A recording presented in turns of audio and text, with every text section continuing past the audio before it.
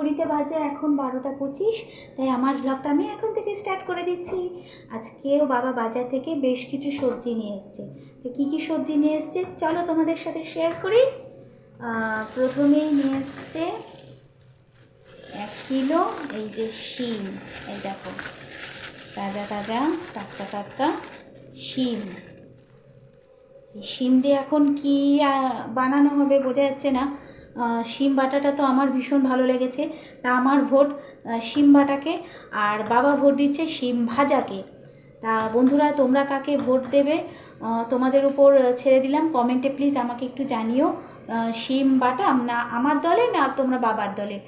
বাবার মতন শিম ভাজা ভালো হবে, না শিম ভর্তা বা শিম বাটা ভালো হবে? আমার তো শিম ভাজার থেকে আমার শিম বাটাটা আমার সেদিনকে ভীষণ ভালো লেগেছে, তাই শিম বাটাকে আমি ভোট দেবো। তোমরা কাকে ভোট দেবে সেটা আমাকে কমেন্টে জানিও। যাই হোক, এই হচ্ছে সবুজ সবুজ টাটকা টাটকা 1 কিলো শিম। এখানে 1 কিলো শিম নিয়ে এসছে। এই গেল শিম। আর এই হচ্ছে 2টো বেগুন। এই হলো গিয়ে বেগুন। আর কী কী আছে চলো একটু দেখে নিই। আর এই যে ধনে পাতা, বাবা বাজারে আর মনে হয় ধনে পাতা নেই। এই যে ধনে পাতা, দেখো বন্ধুরা তোমরা ডাইরেক্ট বাজারে না গিয়ে ঠিকানা দিয়ে দিচ্ছি, আমার বাড়িতে চলে এসো।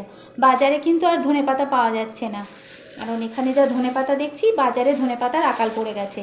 এই দেখো ধনে পাতা নিয়ে এসছে, ধনে পাতা বাটা। আমারও ভোট ধনে পাতা বাটাকে। তোমরা কাকে ভোট দেবে? ধনে পাতা বাটাই হয় না, তরকারিতেও দেয়, তরকারি ঝোল ঝালে। এই শীতকালে ধনে পাতা ছাড়া সত্যি ভাবা যায় না। ধনে পাতা এত দাম, বাবা রে বাবা কত ধনে পাতা। আর আছে এই যে কড়াইশুঁটি। এখানে 1 কিলো মতন কড়াইশুঁটি আছে। আজকে হচ্ছে এই সবজি বাজার। আমি পুরোটা খুলে দেখালাম না, কয়েকটা বার করে তোমাদেরকে দেখালাম।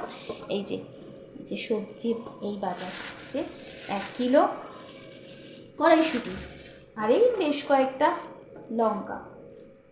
এই দেখো বেশ কয়েকটা কাঁচা লঙ্কা। যাই হোক, কাঁচা লঙ্কাগুলো এই প্লাস্টিকের মধ্যে রেখে দিই। কাঁচা টমেটো জ্যাকটা আছে তার মধ্যে রেখে দিই।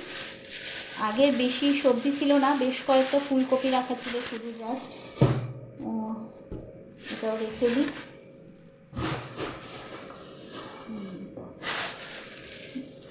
লঙ্কা, সবজিটা গুছিয়ে রাখলাম। কী কী সবজি গুছিয়ে রাখলাম তা তোমাদের সাথে শেয়ার করলাম। তা সারাদিনে কী কী করছি সবই তো তোমাদের সাথে শেয়ার করি। তোমরা কিন্তু আমার ভিডিওগুলো এনজয় করতে থেকো কেমন, আর কীরকম হচ্ছে ভিডিওটা সেটা কমেন্টে জানাতে কিন্তু একদম ভুলো না। তোমাদের কমেন্ট কিন্তু আমাকে ভিডিও বানাতে উৎসাহ দেবে।